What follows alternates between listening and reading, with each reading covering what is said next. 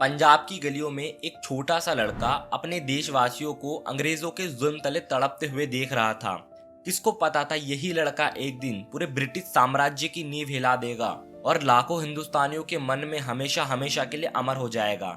ये कहानी है शहीद आजम भगत सिंह की। भगत सिंह का जन्म 28 सितंबर 1907 को पंजाब के बंगा गांव में हुआ था। उनके पिता और चाचा दोनों ही फ्रीडम मूवमेंट में शामिल थे, इसीलिए उनके घर में बचपन से ही आजादी की बातें होती थी। भगत सिंह की देशभक्ति उनके बचपन के एक किस्से में साफ साफ देखने के लिए मिलती है।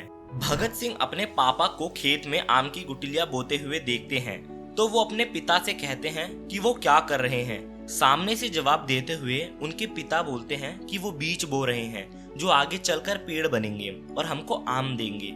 अपने पिता को सुन भगत सिंह फौरन अपने घर जाते हैं और वहां से एक छोटी सी बंदूक ले आते हैं और उसको जमीन में बोने लगते हैं। ये देखकर जब उनके पापा उनसे पूछते हैं तो वो सामने से जवाब देते हैं कि मैं बीजों की तरह बंदूक बो रहा हूँ जो कि आगे चलकर पेड़ बनेगा और बहुत सारा बंदूक देगा, जिसकी मदद से वो ब्रिटिशर्स के साथ आजादी की जंग लड़ पाएंगे। लेकिन कहानी में एक ट्विस्ट आता है। जब जलियांवाला बाग मैसेकर हुआ तो उस टाइम अंग्रेजों ने हजारों की तादाद में हिंदुस्तानियों पे फायरिंग की। उस टाइम भगत सिंह सिर्फ 12 साल के थे। उन्होंने खून से भरी लाशें देखी।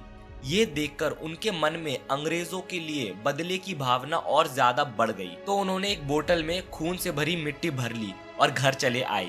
ये उनका पहला कदम था। भगत सिंह ने अपनी प्राइमरी एजुकेशन अपने ही गांव बंगा से किया। उसके बाद उन्होंने लाहौर के दयानंद एंग्लो वैदिक स्कूल ज्वाइन कर लिया, जहां उन्हें पैट्रियोटिज्म और नेशनलिज्म की सोच सिखाई गई।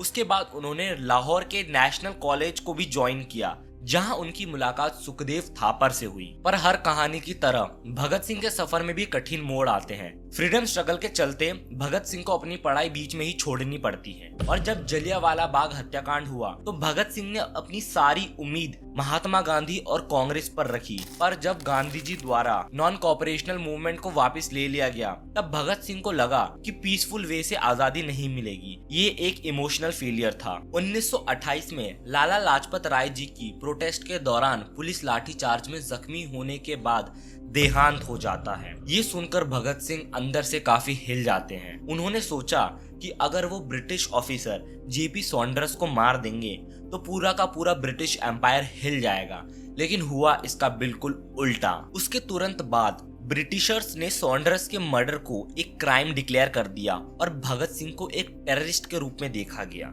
लेकिन ये इंसिडेंट भगत सिंह के लिए एक फेलियर नहीं था। उन्होंने अपने एक्शन को डीप एनालिसिस किया और समझा कि अब उनके पास डिसिप्लिन के साथ साथ आइडियोलॉजी भी होनी चाहिए। इस रियलाइजेशन के बाद उन्होंने अपने दोस्तों के साथ हिंदुस्तान रिपब्लिक एसोसिएशन को रिफॉर्म करके हिंदुस्तान सोशलिस्ट रिपब्लिकन एसोसिएशन कर दिया। यहाँ से उनका क्लियर स्ट्रेटेजी था।